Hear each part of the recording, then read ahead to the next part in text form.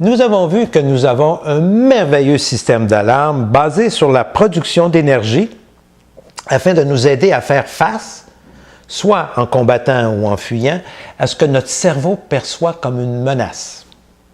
Qui dit production d'énergie dit aussi besoin d'en stocker pour être prêt à toute éventualité. L'énergie la plus rapidement disponible, eh oui, le sucre. Or, l'industrie agroalimentaire a depuis plus de 50 ans réussi à produire des sucres raffinés dépourvus de fibres et de nutriments et à nous en faire consommer plus de 50 kilos, plus de 110 livres par personne par année. Pire encore, au début des années 80, on réussissait à produire en laboratoire de façon synthétique un nouveau sucre, le glucose-fructose de maïs. Ce sucre a remplacé le sucre blanc dans presque tous les produits alimentaires, particulièrement dans les boissons gazeuses, les marinades et même les sirops pour le rhume. Est-ce pour une bonne raison? Il est moins cher à produire que le sucre blanc.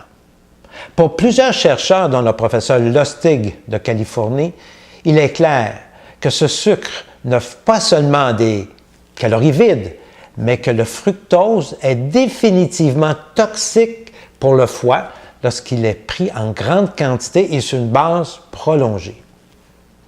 Des études sur les rats et sur les humains démontrent un lien entre ces sucres et le syndrome métabolique, le diabète type 2 et l'hypertension artérielle.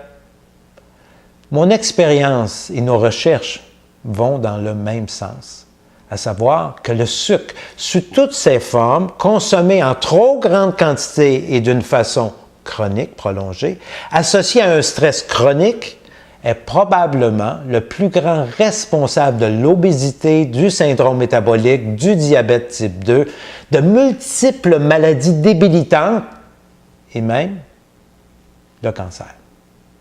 Il n'y a définitivement pas de hasard. Tout est interrelié.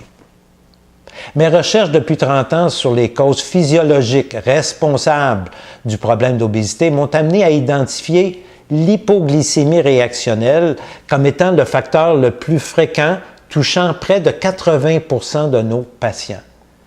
Ceci reflète quoi? Un déséquilibre du métabolisme du sucre. L'hypoglycémie, c'est quoi? C'est une baisse temporaire du sucre dans le sang.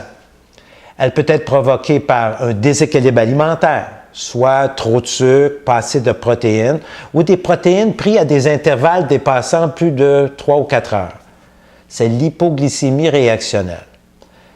Chez les diabétiques, elle est souvent provoquée par la prise de médicaments, d'insuline et les médicaments hypoglycémiants. Les symptômes sont occasionnellement uniques, mais souvent multiples. Voici les plus fréquents. Des fringales incontrôlables par la seule volonté, le pouvoir de la volonté, ça ne fonctionne pas. De la fatigue ou coup de barre subis avant le repas du midi ou le plus souvent avant le repas du soir.